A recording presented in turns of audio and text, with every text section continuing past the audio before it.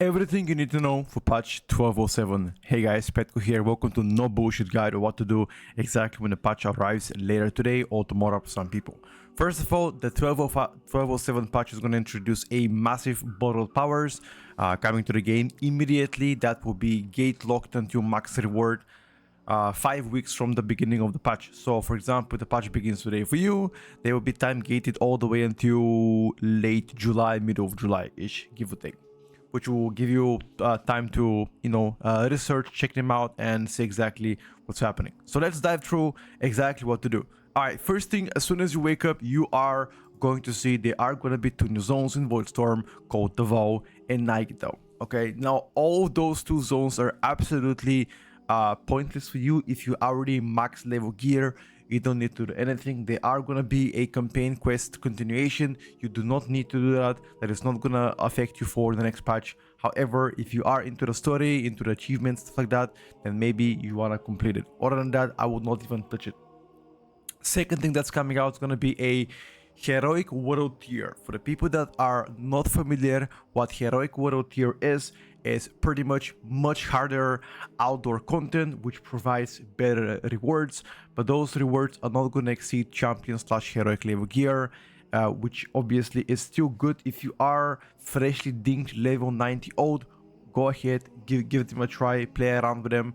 That's perfectly fine if you want to go for it. I don't think that's going to be useful for most of you, but for ones that are not going to play Mythic Plus or delves to gear your character, maybe that's going to be another alternative way to gear them up. I personally wouldn't even touch them. Okay, now for the main part, Omnium's Folio. Omnium's Folio is the new borrowed power coming out next patch, and I'm going to show you real quick here in front of everybody. Warcraft released a guide on what to do exactly, how to acquire them.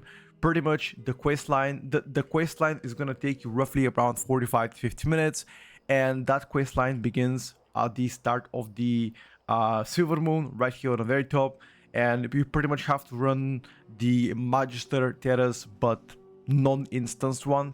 It also unlocks for your oaths. If you do this on your main or on any character, the whole account will have access to this and you'll be able to skip it per the words of Blizzard. We don't know yet. That was on PTR. Live servers are not up yet. They will be up in, like, I believe 14 hours from this video, give or take, because there's going to be an 8 hours maintenance. And once again, you will be time gated. As you can see, every single week you have to do something to collect more powers. Now, there are going to be several optional fields of which you can choose power from. There's going to be core ones, which obviously are going to be there no matter what, and you can choose whether you want to do damage or healing.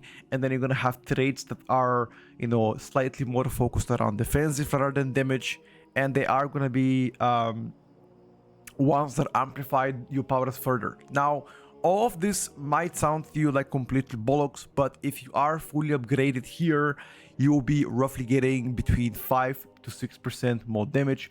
Do keep in mind, small note from yesterday, last night they buffed Omnium's Folio even further, as you can see here. So we can expect the sims to be out very soon, the updated ones, so we know exactly how much damage or healing we will be getting from the Omnium's Folio overall. But yes, the player power that you'll be getting from this with max upgrade is likely going to equal half a key level. So if you are doing, I don't know, 20s right now, and you're struggling on 21s, that might give you a few extra seconds on a timer, like 40 to 50 seconds on a timer, which is going to help you get your 21s, or vice versa if you're doing 15s, 16s, and it continues on and on and on.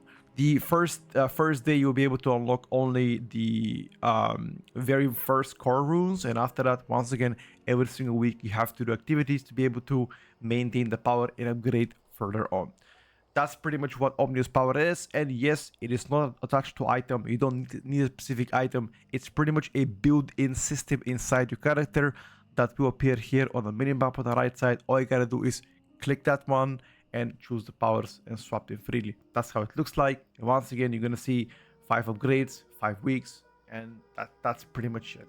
Okay, now if that power wasn't enough, there's gonna be one more power coming to patch 1207. For the people that haven't heard yet, there's gonna be a singular raid boss once again. This is the 4th new raid coming out this year called Sporfo. That Sporfo is available on all 4 difficulties, although after further testing this on Mythic difficulty on PTR, I could say this is actually quite streamlined boss. Difficulty wise, I would compare it to the first couple of bosses of the Void Spire raid, so not too difficult. And it's a flex raid between 15 to 25 players. Do keep in mind, this is the very first time where we see a flex mythic raid, so you can choose to go 15 people or 20 people or 25 people. There were talks at the beginning where they allowed us, they wanted to make it 10 man as well, but I guess they changed their mind and now it's going to be between 15 and 25, unless they've updated something in the past couple of days. So far we have as official notes between 15 and 25. Now there's going to be 5 items. 3 of those items are going to be identical for every single spec that you are playing. You're going to see a necklace, you're going to see a ring. Of those, all of the rings and necklaces have special powers on top of already being 298. You do not need to spend crest to upgrade those. As you can see, they're already pre-298 and they will be identical for every single spec into the game. Okay, same as the trinket. Now this trinket is also going to be available for every single one of you, no matter what role class you are playing. However, after simming this trinket, not every spec likes it. There are some specs that prefer it, but most of the time you are still going to be playing with your own trinkets that you are playing right now, which is the trinket from the Dream Rift. I forgot the name of it. This one, the Gaze of the Outseer, and second one is usually, you know, Mythic plus trinket. Perhaps for some specs you might replace it. Now there are going to be few core items depending on the class and spec you are playing. For the clothes, as you can see, it's going to be chest and boots. I believe warriors have waist and chest. It's always going to be one main piece, which is going to be absolutely must have, because 298 more, as you can see, more secondary stats and main stats, more damage, and one off piece like belt, boots, bracers, etc. You can also use the bonus rolls on this. There's gonna be extra bonus rolls every single week for this raid specifically, but by now the bonus rolls are mostly useless for most specs. Unless you are fresh new spec, then obviously go for it, but there will be a repercussion to that. And the last piece of information that I want to mention before I let you guys know, the massive leveling event which Blizzard was hyping so much got delayed. Now that event will begin on the June the 30th. It's called Turbulent Timeways, and it's gonna allow you to queue up in dungeons from the Dragonflight, and this way power level your ults to level 90.